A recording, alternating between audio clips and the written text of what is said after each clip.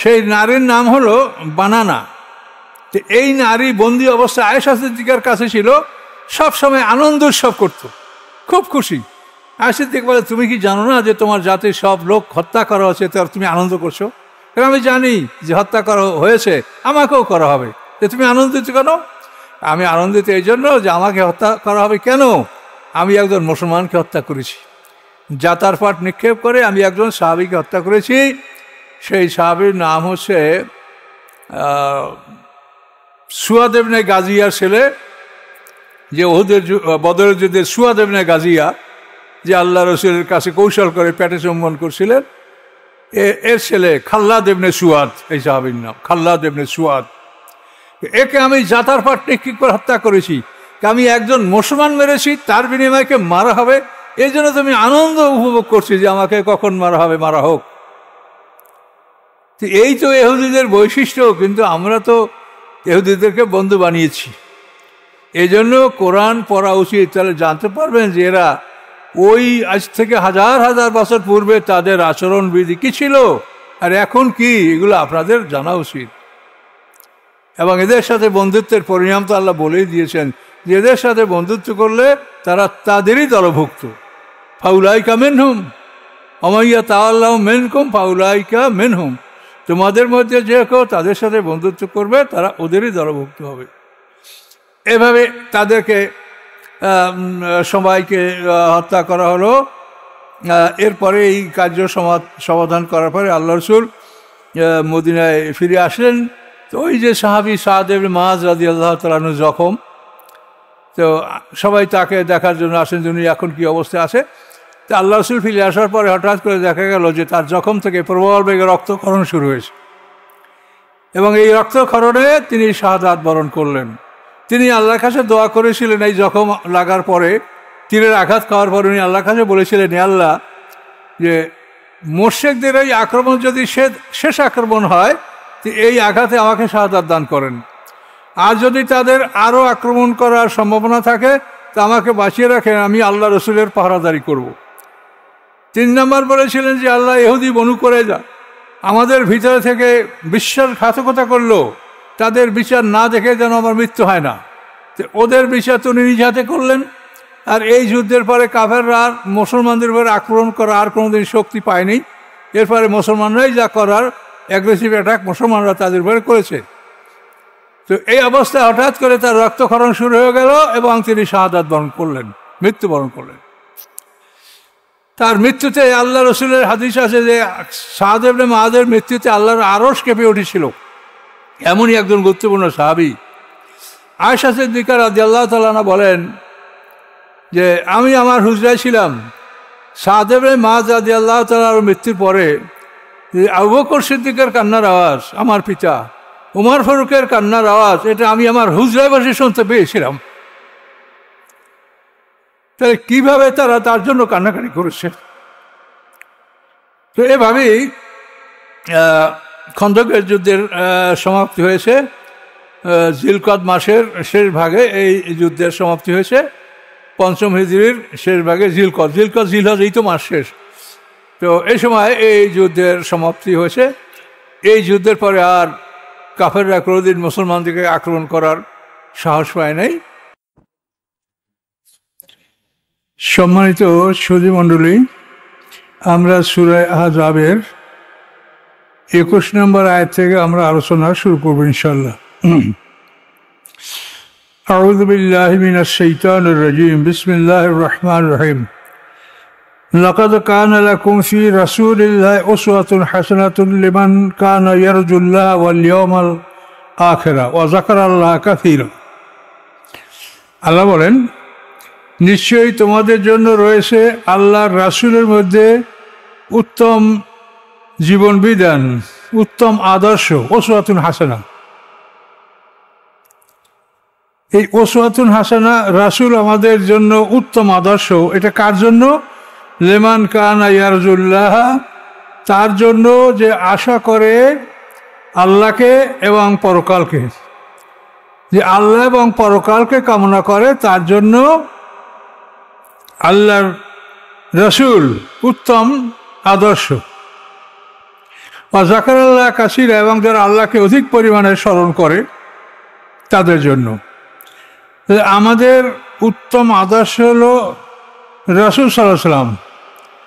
তিনি আমাদের মতো মানুষ ছিলেন, কিন্তু তিনি রাসূল। আমরা যেরকম পানাহার করি তিনি সেরকম পানাহার করতেন। দাম্পত্য জীবন, সংসার জীবন, ছেলে মেয়ে, পোশাক পায়খানা, ঘুম নিদ্রা সবই আমাদের মতো, কিন্তু তিনি আল্লাহর রাসূল। তার কাছে ওহী আসে, আমাদের কাছে ওহী আসে না, তিনি রাসূল। তাহলে আমরা আমাদের জীবনে যতগুলি কাজ করতে চাই প্রত্যেকটা কাজে আমরা আল্লাহর রাসূলকে অনুসরণ করব, এটা নিয়ম। তাতে আপনি ব্যক্তিগত জীবন, পারিবারিক জীবন, তারপরে আপনার সামাজিক জীবন, রাষ্ট্রীয় জীবন, আন্তর্জাতিক জীবন, সকল ক্ষেত্রে রাসূল সাল্লাল্লাহু আলাইহি ওয়াসাল্লাম আমাদের জন্য উত্তম আদর্শ। এই আয়াতে আল্লাহ তাআলা এটা পরিষ্কার করে আমাদেরকে বলে দিয়েছেন। আল্লাহ রাসূল দেশ বিদেশে চিঠি দিয়েছেন, দাওয়াত দিয়েছেন। আন্তর্জাতিক রিলেশনশিপটা কী হবে সেটা আল্লাহ রাসূলের জীবনেও ছিল। তিনি রাষ্ট্রপ্রধান ছিলেন, রাষ্ট্র পরিচালনা করেছেন। তিনি শ্রেষ্ঠ সেনাপতি ছিলেন, তিনি যুদ্ধ পরিচালনা করেছেন। কাজে রাসূলের জীবন থেকে আপনি সব কিছু পাবেন, কোনো কিছুই তার জীবনে অনুপস্থিত নেই। তাই আল্লাহ বলছেন যে রাসূল হচ্ছে তোমাদের জন্য উত্তম আদর্শ, যে আল্লাহকে কামনা করে, অর্থাৎ আল্লাহর সন্তুষ্টি কামনা করে, পরকালের আশা করে, এবং যারা আল্লাহকে অধিক পরিমাণে স্মরণ করে তাদের জন্য আল্লাহর রাসূল উত্তম আদর্শ।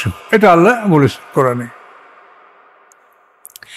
ওয়ালাম্মা রাল মুমিনুন আল আহজাবা, অথবা যখন দেখলো মোমেনরা সম্মিলিত বাহিনী, যে ওরা আবু সুফিয়ানের নেতৃত্বে, ওরা কুরাইশরা, তারপরে ওখানে বনি কেনানা, অন্যান্য কুরাইশ গোত্ররা সব উহুদ পাহাড়ের পশ্চিম প্রান্তে সমবেত হয়েছে। আর এদিকে আসাদ, গোতপান, আশজা এরা উহুদ পাহাড়ের পূর্ব দিকে সে অবস্থান নিয়েছে, 20,000 লোক। এই হলো আহজাব। তো আল্লাহ বলেন ওয়ালাম্মা রাল মুমিনুন আল আহজাবা, অতবার যখন মোমেনরা এই সম্মিলিত বাহিনী দেখতে পেল, ক্বালু, তখন তারা বলল, হাযা মা ওয়াদানা আল্লাহু ওয়া রাসূলুহু, ইহা তো উহাই যে আমাদের সাথে আল্লাহ এবং তার রাসূল ওয়াদা করেছেন। তারা ঘাবড়ালেন না, ভয় পেলেন না, তারা বললেন ইহা তো উহাই যে আল্লাহ এবং তার রাসূল আমাদের সাথে ওয়াদা করেছেন। ওয়াসাদাকাল্লাহু ওয়া রাসূলুহু, এবং আল্লাহ সত্য বলেছেন, তার রাসূলও সত্য বলেছেন। আমা যাদাহুম ইল্লা ঈমানান ওয়া তাসলিমা, বাড়ালো না তাদেরকে আর কিছু বিশ্বাস এবং আত্মসমর্পণ ছাড়া। অর্থাৎ এই আহজাব দেখে তাদের বিশ্বাস এবং আত্মসমর্পণ বেড়েছে, কোনো রকম ক্ষতি হয় নাই, ভয় পায়নি তারা। মিনাল মুমিনিনা রিজালুন সাদাকু মা আহাদুল্লাহ আলাইহি, মুমিনদের মধ্যে এমন কিছু পুরুষরা রয়েছে তারা আল্লাহর সাথে যে ওয়াদা করেছে সেই ওয়াদাটা তারা পূরণ করেছে। এই ওয়াদাটা কি? ওয়াদাটা হলো, যে সমস্ত সাহাবীরা বদরের যুদ্ধে অংশগ্রহণ করতে পারে নাই, বদরের যুদ্ধ আকস্মিক, এটা কিন্তু প্রোগ্রাম করে এই যুদ্ধটা করা হয়নি। আবু সুফিয়ানের কাফেলাটা কি অবস্থা আছে এটা পর্যবেক্ষণ করার জন্যই আল্লাহ রসুলকে সহ এরা মদিনা থেকে বের হয়েছিল। যুদ্ধের পরিকল্পনা তাদের ছিল না। তো এর মধ্যে একটা যুদ্ধ হয়ে গেল, এবং এই যুদ্ধে যারা অংশগ্রহণ করলো তাদের জন্য সুসংবাদ আসলো যে এরা প্রথম শ্রেণীর মুসলমান, এরা জান্নাতি। তখন যারা অনুপস্থিত ছিল তারা আল্লাহর কাছে ওয়াদা করলো যে আমরা বদরে যেতে পারি নাই, পরে যদি কোনো যুদ্ধে আমরা অংশগ্রহণ করি, আল্লাহ তৌফিক দেন, তখন আমরা আমাদের জীবন শেষ করে আমরা সেই যুদ্ধ করব। এটা ছিল তাদের প্রতিশ্রুতি, ওয়াদা। আল্লাহ বলেন মিনাল মুমিনিনা রিজালুন, মুমিনদের মধ্যে এমন অনেক পুরুষ রয়েছে, সাদাকু মা আহাদুল্লাহ আলাইহি, যে আল্লাহর সাথে তারা যে প্রতিশ্রুতি দিয়েছিল এই প্রতিশ্রুতিটা তারা বাস্তবায়িত করেছে, এটা আল্লাহ বললেন। অর্থাৎ তারা উহুদের যুদ্ধে, বদরের যুদ্ধের পরপরই উহুদের যুদ্ধ, এই যুদ্ধে অংশগ্রহণ করে তারা জীবন উৎসর্গ করেছেন, শাহাদাত বরণ করেছেন। এটা আল্লাহর সাথে ওয়াদা তারা পূরণ করেছেন। এখানে এই আয়াতের তাফসিরে অনেক সুন্দর সুন্দর কথা আছে। আনাস ইবনে নজর একজন সাহাবী, সে হলেন হযরত আনাস রাদিয়াল্লাহু তাআলার চাচা। তো আনাস ইবনে নজর উহুদের প্রান্তে যুদ্ধ করতে গিয়ে বলেন যে উহুদের প্রান্তর থেকে আমি জান্নাতের ঘ্রাণ পাচ্ছি, এবং এমনভাবে সে যুদ্ধ করলেন যে উদ্দেশ্যে 80টা আঘাত খাওয়ার পরে তিনি শাহাদাত বরণ করেছেন, এবং তার লাশকে কেউ শনাক্ত করতে পারছেন না যে এইটা কে। শেষ পর্যন্ত তার এক বোন তার আঙ্গুল দেখে শনাক্ত করেছে যে এটা আমার ভাই। 80টা আঘাত খাওয়ার পরে সে শাহাদাত বরণ করেছেন। তো এই কথার দিকে ইঙ্গিত যে মুসলমানদের মধ্যে এমন বহু পুরুষ আছে যে আল্লাহর সাথে কৃত প্রতিশ্রুতি তারা পূরণ করেছে। ফামেনহুম মাং কাজা নাহবাহু, তাদের মধ্যে কতকের জীবন বিসর্জন দিয়েছে। আমিনহুম মাইয়ান্তাদের, এবং কতক জীবন বিসর্জন দেওয়ার জন্য অপেক্ষা করছে, তারাও জীবন বিসর্জন দিবে। আমা বাদ্দালু তাবদিলা, তারা আল্লাহর সাথে কৃত প্রতিশ্রুতি তারা পরিবর্তন করে নাই। লিয়াজিয়াল্লাহ সাদিকিনা বিসিদকিহিম, যাতে আল্লাহ পুরস্কার দিতে পারেন সত্যবাদীদেরকে তাদের সত্যের পুরস্কার। ওই আযবাল মুনাফিকিনা, এবং আল্লাহ শাস্তি দেবেন মুনাফিকদেরকে ইনশা, যদি ইচ্ছা করেন। আও ইয়াতুবু আলাইহিম, অথবা তাদের তওবা কবুল করতে পারেন যদি তারা তওবা করে। ইন্নাল্লাহ কানা গাফুরার রহিমা, নিশ্চয় আল্লাহ ক্ষমাশীল দয়াময়। ও রাদ্দাল্লাহু আল্লাযিনা কাফারু বিগায়জিহিম, ফিরিয়ে দিলেন আল্লাহ তাআলা কাফেরদেরকে তাদের গোস্বা সহ। খুব রাগ করে ভয়ঙ্কর অবস্থায় তারা মদিনা আক্রমণ করছিল যে 1 ঘন্টার মধ্যে মদিনা দখল করব আমরা। তা আল্লাহ বলেন ওদের এই অন্তরের গোস্বা সহ আল্লাহ ওদেরকে বিদায় দিয়ে দিলেন। 1 মাস পর ওদের ওই পাহাড়ের থেকেই তারা ওখান থেকে লেজ গুটিয়ে মক্কায় চলে যেতে বাধ্য হলো। সেটা আল্লাহ বলছে যে রাদ্দাল্লাহুল্লাযিনা কাফারু বিগায়জিহিম, কাফেরদেরকে তাদের এই গোস্বা, এটা নিয়েই আল্লাহ তাআলা তাদেরকে ফিরিয়ে দিলেন। লামিয়া নালু খাইরা, তারা কোনো কল্যাণ অর্জন করতে পারলো না, নিজেদের সব ধন সম্পদ ব্যয় করলো, কোনো গনিমত হাসিল করতে পারলো না। আকাফাল্লাহুল মুমিনিনা আল কিতাল, আল্লাহ বলেন যুদ্ধের ক্ষেত্রে মুমিনদের জন্য আল্লাহই যথেষ্ট। মুমিনরা যুদ্ধ করবে, তাদেরকে হেফাজত করা, জয়যুক্ত করা, রক্ষা করা, এটা দায়িত্ব আল্লাহর। অকাল আল্লাহ কাবিয়ান আজিজা, এবং আল্লাহ মহাশক্তিশালী, অপ্রতিরোধ্য ক্ষমতার মালিক। আনজালাল্লাযিনা যাহারুহুম মিন আহলিল কিতাবি মিন সিয়াসিহিম, বের করে দিলেন আল্লাহ তাআলা। নাযালা মানে অবতরণ করা, এখানে অর্থটা হবে বের করে দেওয়া। বের করে দিলেন আল্লাহ তাআলা তাদেরকে, যারা এই কাফেরদেরকে সাহায্য করেছিল, মিন আহলিল কিতাব, আহলে কিতাবদের মধ্যে হতে, মিন সিয়াসিহিম, তাদের দুর্গের ভিতর থেকে। এটা হলো ইহুদি বনু কুরাইজা। আল্লাহ বলেন আনজালাল্লাযিনা যাহারুহুম, আল্লাহ বের করে দিলেন তাদেরকে যারা এই কাফেরদেরকে সাহায্য করেছিল, আহলে কিতাবদের মধ্যে হতে, মিন সিয়াসিহিম, তাদের দুর্গের ভিতর থেকে, বনী কুরাইজার দুর্গের ভিতর থেকে কাফেরদেরকে তারা সাহায্য করেছিল। ও কাযাফা ফি কুলুবিহিম রুবা, এবং তাদের অন্তরে আল্লাহ তাআলা ভয় ভীতি ঢেলে দিয়েছিলেন। ফারিকান তাকতুলুন, তাদের এক দলকে তোমরা হত্যা করেছো। ও তাসারুনা ফারিকা, অন্য দলকে তোমরা বন্দী করেছো। এখানে বিষয়টা হলো মদিনায় 3 দল ইহুদি ছিল। ইহুদি বনু কায়নুকা, বদরের যুদ্ধের পরে তাদেরকে মদিনা শহর থেকে বহিষ্কার করা হয়েছে। ইহুদি বনু নজির, উহুদের যুদ্ধের পরে তাদেরকে মদিনা থেকে বহিষ্কার করা হয়েছে। ইহুদি বনু কুরাইজা, এই একটা দল মদিনায় এখনো ছিল। তো মক্কার মুশরিকরা যখন মদিনা আক্রমণ করার জন্য আসলো, তখন এই ইহুদি বনু কুরাইজার দুর্গে ঢুকলো, এবং কাব ইবনে আসাদ তাদের নেতা তাকে খুব রকমের বুঝাতে চেষ্টা করলো যে আমরা 2-1 ঘন্টায় মদিনা জয় করব। তোমরা আমাদের পক্ষে থাকো, ভিতর থেকে কিছু সাহায্য করো, তোমাদের মাঠে যেতে হবে না। সেই কথা আল্লাহ বলছেন যে ওরা দুর্গের ভিতরে থেকে কাফেরদেরকে সাহায্য করেছিল। ওরা দুর্গ থেকে বের হয় নাই। কিন্তু এই যুদ্ধ শেষ হওয়ার পরপরই আল্লাহ তাআলা এদেরকে মদিনা থেকে বহিষ্কার করলেন। খুব মর্মান্তিক ঘটনা এখানে। তো আহজাব যুদ্ধ সম্পর্কে তো আপনার ইতিহাসে শুনেছেন। এই আহজাব যুদ্ধ শেষ হওয়ার পরপরই ওরা যখন সব ওই উহুদ প্রান্তর থেকে সবাই মক্কায় পালিয়ে গেল, আল্লাহ রসুল তার গুপ্তচর দ্বারা খবর নিয়েছিলেন তো আগেই। তো ওরা চলে যাওয়ার পরে আল্লাহ রসুলও এই প্রান্তর থেকে, উহুদ প্রান্তর থেকে, খন্দকের কিনারা থেকে তিনি মদিনা শহরে সাহাবায়ে কেরামদেরকে নিয়ে ফিরে আসলেন। তো ফিরে আসার পরে জোহরের রক্ত হয়েছে।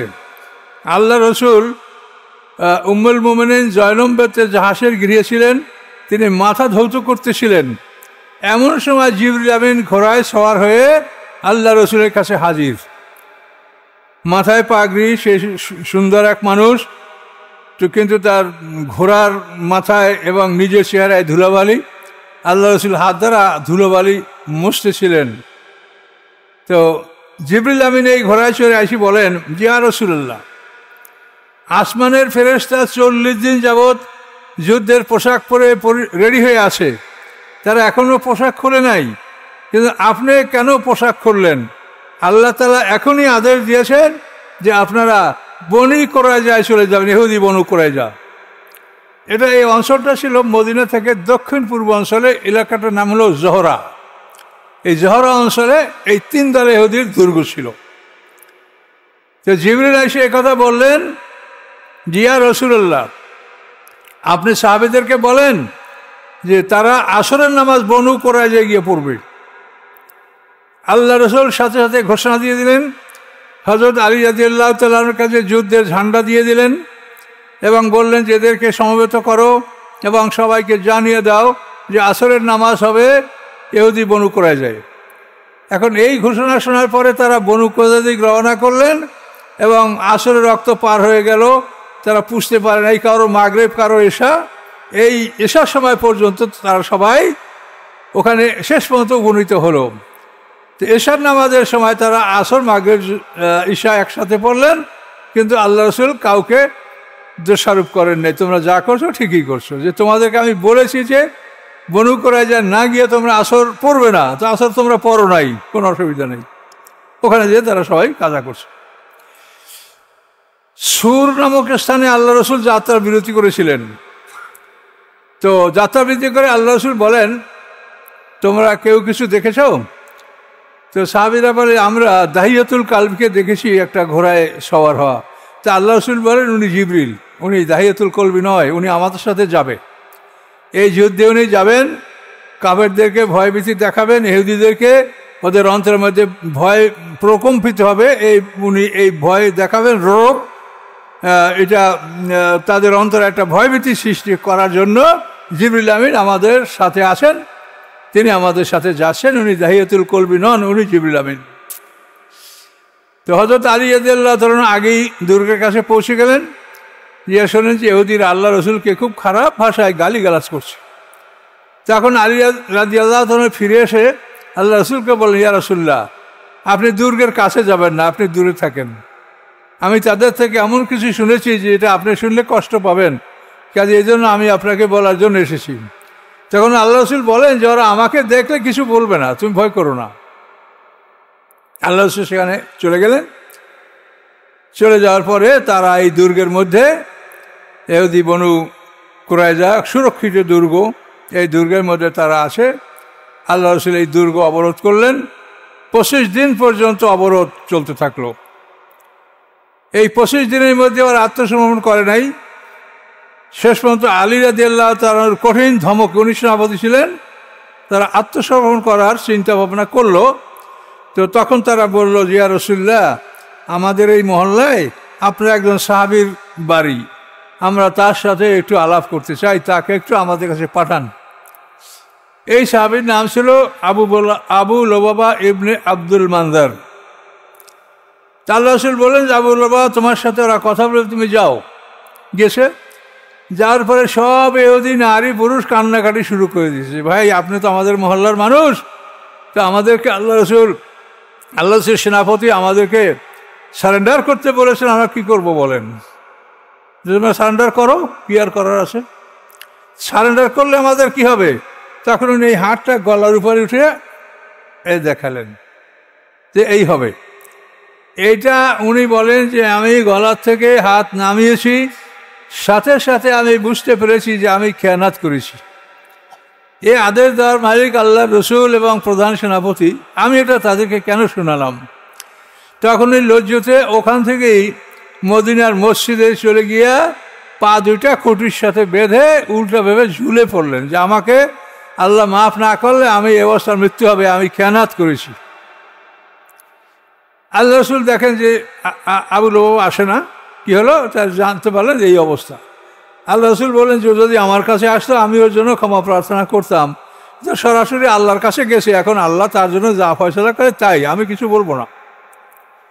এখন ইহুদিরা দেখলো যে আমাদের কোনো উপায় নাই, আল্লাহ রসুল আমাদের ব্যাপারে একটা চূড়ান্ত সিদ্ধান্ত না নিয়ে এখান থেকে যাবেন না। তখন আল্লাহ রসুলের কাছে ওরা আত্মসমর্পণ করলো যে ইয়া রাসূলুল্লাহ, আমরা আত্মসমর্পণ করলাম, সারেন্ডার করলাম, আপনি যা করার আপনি করেন, আমরা মানতে বাধ্য থাকব। তো এই কথা বলার পরেই মদিনা আনসারের আউস গোত্র, আউস এবং খাজরাজ দুইটা গোত্র, তো আউস গোত্রের নেতা হচ্ছে সাদ ইবনে মুআজ রাদিয়াল্লাহু তাআলা আনহু। আউস গোত্র বলতে লাগলো, ইয়া রাসূলুল্লাহ, ইতিপূর্বে দুই দল ইহুদিকে মদিনা থেকে বহিষ্কার করা হয়েছে। তারা ছিল খাজরাজ গোত্রের বন্ধু। কাজে এই খাজরাজ গোত্রের লোকেরা আপনার কাছে যে অনুরোধ করেছে, তাদের অনুরোধে আপনি তাদেরকে হত্যা করেন নাই, তাদেরকে এক্সাইল করেছেন, নির্বাসন দিয়েছেন। কাজে এদের ফয়সালাটাও আমাদের অনুরোধ আপনি রাখবেন, এই বিষয়টা আমাদের হাতে দেন, আমরা আপনাকে যা অনুরোধ করব আপনি আমাদের বিষয়টা মানেন। যেহেতু ইতিপূর্বে ওই দুই দলের ব্যাপারে আপনি মানে আনসারের খাজরাজ গোত্রের কথা আপনি মেনেছেন বা আপনি গ্রহণ করেছেন, তা আমাদের কথাটা আপনি মানবেন, আপনাকে আমরা অনুরোধ করছি। তখন আল্লাহ রাসূল বললেন যে এই ইহুদি বনু কুরাইজার ফয়সালা তোমাদের নেতা যে সাদ ইবনে মুআজ, তার উপরে যদি দেই তাহলে তোমরা কি মনে করো? আমরা ভালো মনে করি, দেন। তখন আল্লাহ রাসূল জানাই দিলেন যে ইহুদি বনু কুরাইজার সাথে কি আচরণ করা হবে, কি সিদ্ধান্ত নেওয়া হবে, এটা আনসার নেতা সাদ ইবনে মুআজ রাদিয়াল্লাহু তাআলা আনহু বলবেন। তার সম্বন্ধে আপনারা ইতিপূর্বে শুনেছেন যে তিনি হাতে জখম খেয়ে মদিনার মসজিদে রাফিদা নামক এক মহিলার তাঁবুতে, যেখানে উনি জখমদেরকে চিকিৎসা করতেছিলেন, ওখানে তিনি ছিলেন। তা আল্লাহ রাসূল বলেন যে তোমরা তাকে ওখান থেকে এখানে নিয়ে এসো। সে ছিল ভারী মানুষ, একটা গাধার উপরে, খচ্চের উপরে তাকে সওয়ার করে নিয়ে আসা হলো। প্রতিমধ্যে তো ওনার গোত্রের লোকেরা, আউস গোত্রের আনসাররা বারবার তাকে অনুরোধ করতে লাগলেন যে আর এরা আমাদের মিত্র, কাজে এদের ব্যাপারে আপনি সদয় হন, আপনাকে আল্লাহ রসুল বিচারের ভার দিয়েছে। ইতিপূর্বে দুই দল ইহুদিদেরকে তাড়িয়ে দেওয়া হয়েছে, খাইবারে তাড়িয়ে দেওয়া হয়েছে, এদেরকেও আপনি সেই ধরনের একটা আদেশ দেবেন, আমরা এটা আশা করি। কাজে আপনার উপরে দায়িত্ব দেওয়া হয়েছে, আপনি এদের উপরে দয়া করেন। তো বারবার বলার পরে সাদ রাদিয়াল্লাহু তাআলা আনহু বললেন যে আমি যে কাজ করব এটা আল্লাহর বিধান অনুযায়ী আমি কাজ করব, আমি কারো তিরস্কারকে ভয় করব না, কেউ মাকে মালামাত করবে, মন্দ বলবে, এটার আমি চিন্তা করব না, আমি যেটা ন্যায়সঙ্গত মনে করছি সেটাই আমি করব। উনি এটা বললেন। উনি ছিলেন জখম। ওনার আসার পরে আল্লাহ রাসূল সাহাবীদেরকে বললেন, কুমু ইলা সাইয়্যিদিকুম, তোমাদের সর্দারের দিকে তোমরা ওঠো, দাঁড়াও, তাকে নামিয়ে নিয়ে আসো। কুমু ইলা সাইয়্যিদিকুম, আল্লাহ রাসূল এখানে বলেছে তাদেরকে, যাও তাকে আগায় নিয়ে আসো। উনি খুব ভারী মানুষ ছিলেন, আগায় নিয়ে আসা হলো। তো উনি আল্লাহ রাসূলের সামনে বসলেন, বসার পরে বললেন, ইয়া রাসূলুল্লাহ, এই ইহুদি বনু কুরাইজার ফয়সালার ভার কি আপনি আমার উপর দিয়েছেন? যে হ্যাঁ। তো যদি দিয়ে থাকেন তা আমি যে রায় দেবো সেটা ইহুদিরা মানবে তো? আল্লাহ রাসূল বললেন, হ্যাঁ মানবে। তারপর বললেন সাহাবীদের কথা, আমি যে রায় দেবো এটা সাহাবীরা মানবে তো? বললেন যে হ্যাঁ মানবে। তারপর আল্লাহ রাসূলের দিকে মুখ না ফিরে অন্যদিকে মুখ ঘুরিয়ে বললেন, ইয়া রাসূলুল্লাহ, আপনিও কি মানবেন? তখন আল্লাহ রাসূল মিশিয়েছে বললেন যে আমিও তোমার ফয়সালা মানব। এরপরে সাদের মাঝ ঘোষণা করলেন যে এদের পুরুষদেরকে হত্যা করা হবে, তাদের সম্পদ গনিমাত হিসেবে বন্টন করা হবে, নারী শিশুদেরকে বন্দী করে তাদেরকে দাসদাসীতে পরিণত করা হবে। কঠিন আদেশ। আল্লাহ রসুল এই রায় শোনার পর বললেন যে সাদ ইবনে মুআজ ওই আদেশই আজকে দিয়েছেন যেই আদেশ আল্লাহর আরশে লেখা ছিল। তো এরপরে এখন এই অর্ডার, এখন আল্লাহ রসুল সাহেব আদেশ দিলেন যে তোমরা এদেরকে বন্দী করো। তাদের সংখ্যা 600-র চেয়ে কম ছিল না এবং 900-র উপরে ছিল না। বিভিন্ন মত আছে, মোট কথাটাই 600-র কম না, 900-র অধিক না। তাদেরকে সাহাবায়ে কেরামরা বন্দী করলেন। বন্দী করার পরে তাদের জন্য মদিনায় একটা খন্দক, বড় একটা গর্ত করা হলো। সেখানে তাদেরকে দলে দলে নিয়ে সেখানে তাদেরকে হত্যা করা হচ্ছিল। হযরত আলী রাদিয়াল্লাহু তাআলা আনহু, মিকদাদ রাদিয়াল্লাহু, যাদেরকে আল্লাহ আদেশ দিয়েছেন তারা এই কাজ করেছে। তো ইহুদিদের এই সারেন্ডারের আগে ওদের নেতা কাব বিন আসাদ সে ইহুদিকে বলেছিল যে আমি তোমাদের নেতা, আমার কথা কি শুনবে তোমরা? আমি তোমাদেরকে প্রস্তাব দিচ্ছি। ওনার প্রথম প্রস্তাব ছিল যে তোমরা জানো তোমাদের কেতাবে আছে যে মুহাম্মদ সাল্লাল্লাহু আলাইহি ওয়াসাল্লাম সত্য নবী, কাজে আসো আমরা সবাই তার কাছে হাজির হয়ে ইসলাম গ্রহণ করি, আমাদের জান মাল ধন সম্পদ সব আমাদের ঠিক থাকবে। ওরা বলল আমরা কখনোই তাওরাত ত্যাগ করব না, আমরা তাওরাত ছেড়ে কোরআনের দিকে আমরা যাব না, আমরা কোরআনের কাছে আত্মসমর্পণ করব না। দ্বিতীয়বার উনি বললেন যে তাহলে একটা কাজ করি, আমরা আমাদের ছেলে মেয়ে এবং স্ত্রীগণকে হত্যা করে আমরা নিজেরা শুধু পুরুষরা থাকবো, আমরা যুদ্ধ করতে করতে আমরা সব মরে যাব, অথবা যা হবে তাই হবে। ওরা বসে না, এটা কী করে, আমরা সন্তান স্ত্রী নিরাপরাধ, তাদেরকে আমরা কেন খুন করব? এটা সম্ভব না। 3 নাম্বার উনি বললেন যে তাহলে শনিবার দিন যেদিন ওরা জানে যে আমরা যুদ্ধ করি না, ইয়ামুস সাবত, সোমবার দিন, তাহলে ওই দিন আমরা অতর্কিতে মুসলমানদেরকে হামলা করব। ওরা বলে না এটা কি সম্ভব? শনিবারের ইজ্জত নষ্ট আমরা করব?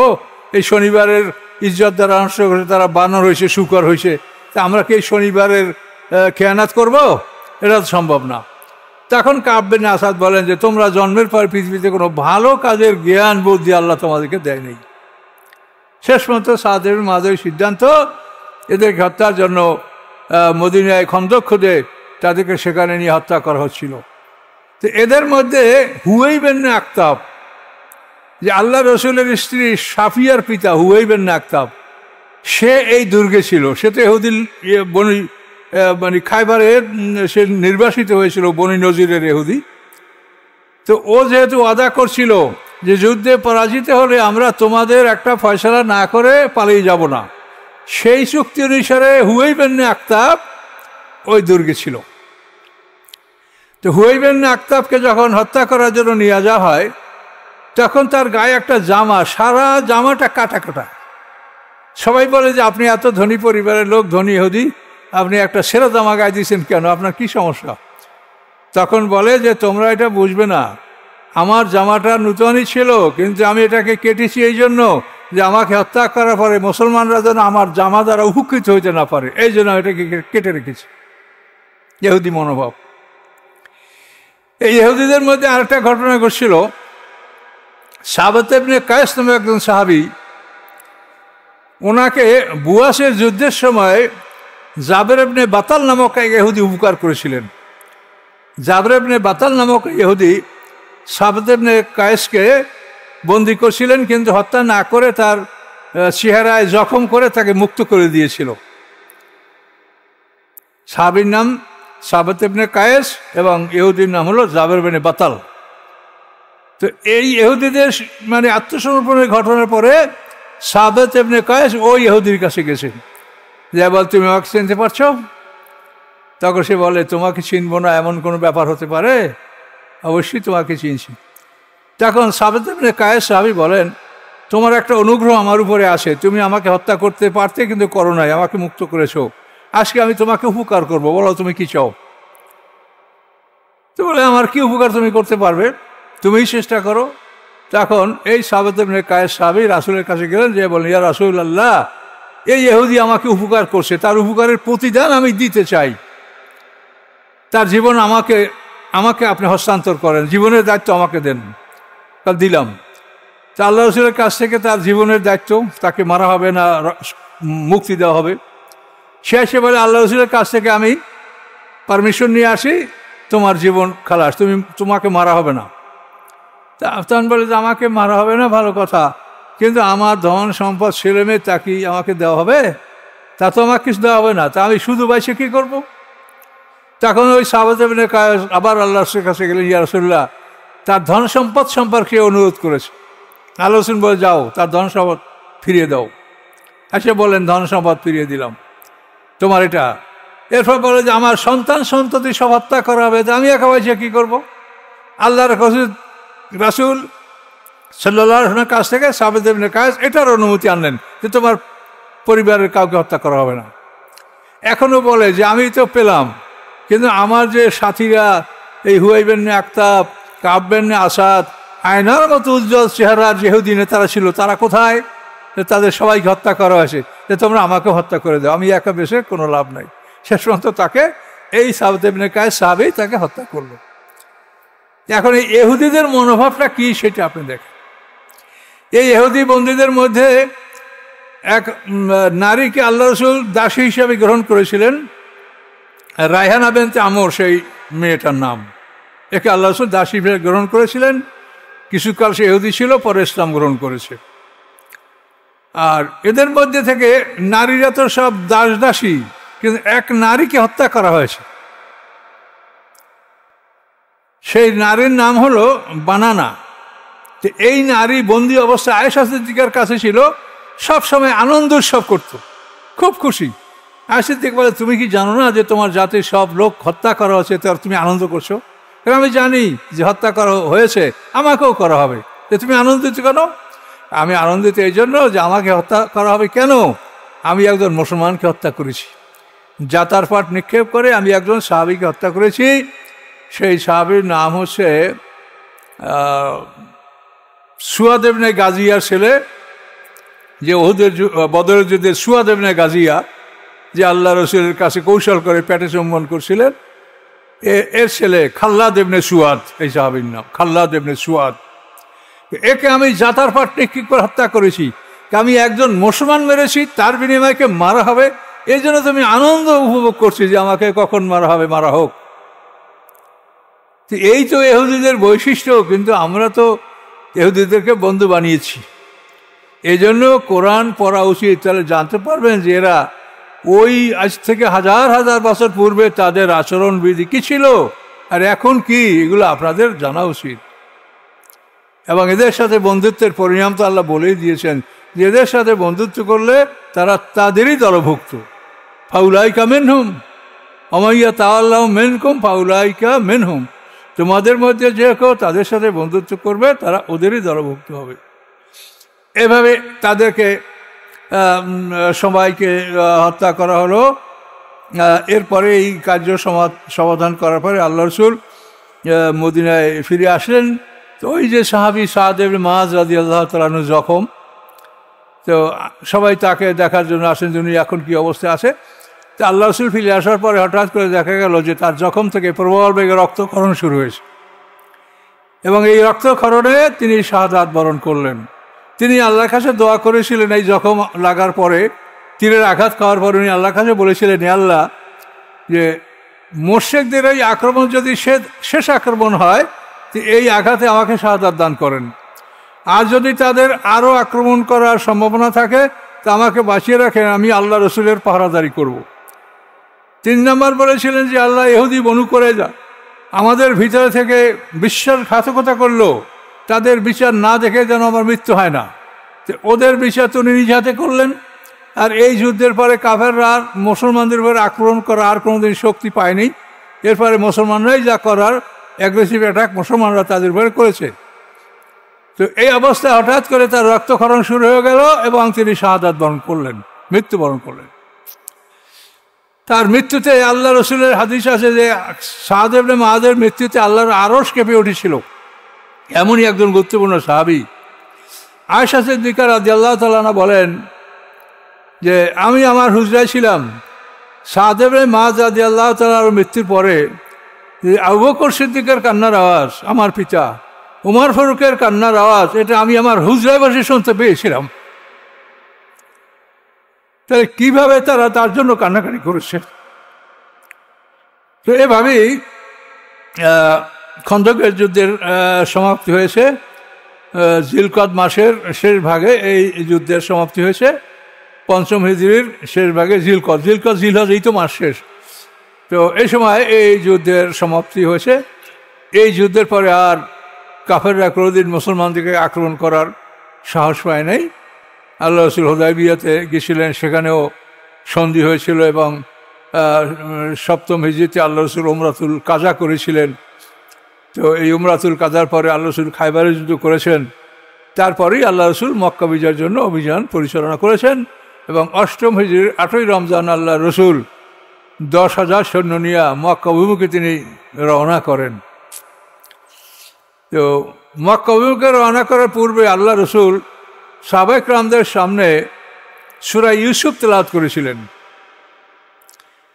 সাহাবায়ে কেরামরা কাঁদলেন, ইয়া রাসূলুল্লাহ আমরা যুদ্ধে যাব, এমন সময় এই সূরাটা আপনি কেন পাঠ করলেন? তো সাহাবীরা বলছেন, ইয়া রাসূলুল্লাহ আমরা বুঝতে পেরেছি আপনার উদ্দেশ্য কি। আপনি চান যে মক্কায় যারা আমাদের উপরে জুলুম করেছে, অত্যাচার করেছে, আমরা যেন তাদেরকে ক্ষমা করে দিই। এই জন্য ক্ষমার দৃষ্টান্ত হিসেবে ইউসুফ সূরা আপনি আমাদের সামনে পাঠ করলেন। তো বলুন ইয়া রাসূলুল্লাহ আপনি কী চান, আমরা সেভাবে কাজ করব। তখন আল্লাহ রাসূল বললেন যে যারা নেহায়েত অপরাধী, যারা খুন করেছে, মানুষ হত্যা করেছে, এইরকম যারা, তাদের তালিকা করো।